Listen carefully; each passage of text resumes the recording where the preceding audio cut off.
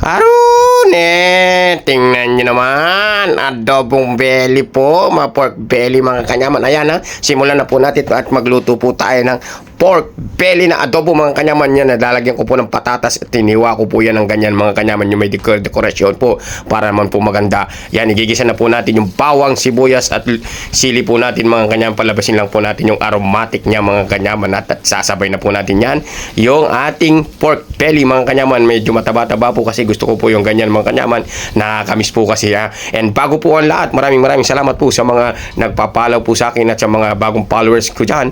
Welcome aboard sa bahay ni Kanyaman. At palambing naman po mga kanyaman, paki-like and share naman po yung aking video na ina-upload lagi mga kanyaman ha, para naman po kay Kanyaman. Malaking tulong po yan pag nilike nyo po ang video ni Kanyaman. Ayan, at gisa-gisa yan po natin yan mga kanyaman. And then ayan na po, di ko na po naipakita kung paano po yung at i-plating na po natin yan mga kanyaman kasi nagugutom na po ako at tumawag po si Aling Marites at iingi daw po siya ng adobo mga kanyaman. Tingnan nyo naman po ang resulta mga kanyaman, panigurado matatakam ka dyan mga kanyaman at nag-iisip ka ni panigurado na magluluto ka bukas ng ganyang luto at putay mga kanyaman.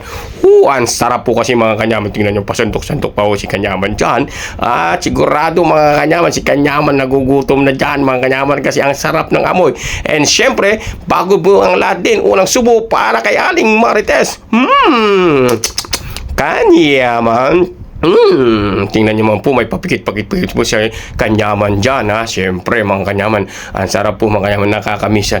Puro kare-kare na lang po yung kinakain ni Kanyaman. Kaya po nag-decide po akong magluto ngayon ng adobo mga kanyaman ha. Madalang lang po naman yan mga kanyaman. Pagbigyan nyo na po si Kanyaman. Alam ko, sinisip nyo mataba po yung baboy mga kanyaman.